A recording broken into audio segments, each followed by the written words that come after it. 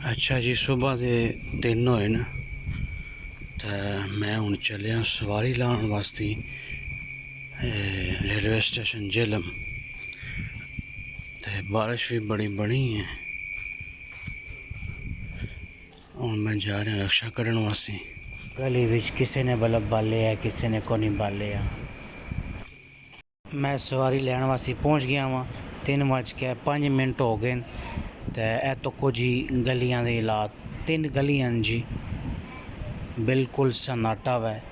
तो बल्ब जड़ा किसी किसी बंदे बाले है, किसी ने को नहीं बाले है।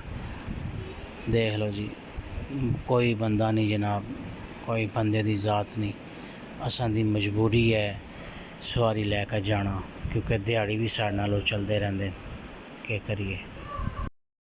कम से कम लोगों को यह चाहिए कि राती बल्ब एक छोटा जिहा बार बाल देना, सदका जारी है। तुहानू ये दस्सिया सी कि बारिश का मकाम है।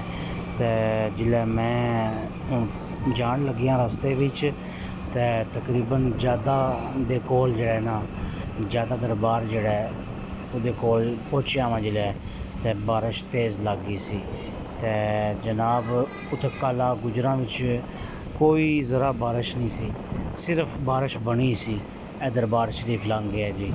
तो इत्थे जदों पहुंचियां तो बारिश तेज़ है। अल्लाह दे रंग हैं जी माशाअल्लाह।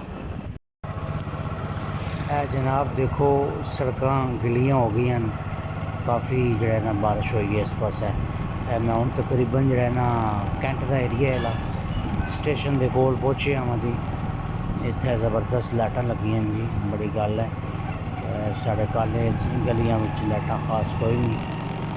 तो ए देखो जी बारिश।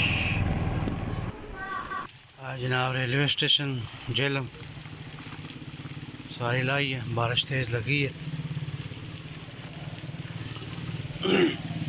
रात चाहते रक्शे की ब्रेक टूट गई। इस टाइम पुल तो थल्ले ढले हाँ, तो जनाब ब्रेक टूट गई है। पूरा एरिया रेलवे स्टेशन झेलम। रात का मंजर देखो जी कैसा होया जी।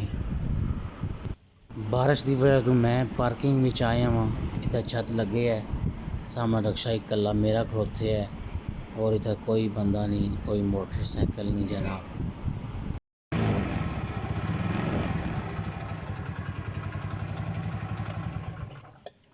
जी जनाब, सवारी ला के मुड़ आया मैं स्टेशन ते।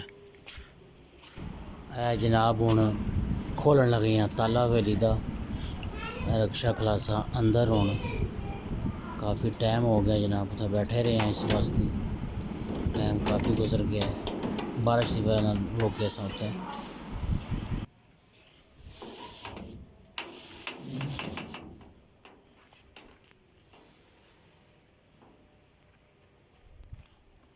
रक्षा खिलाने लगा मैं अंदर हूँ।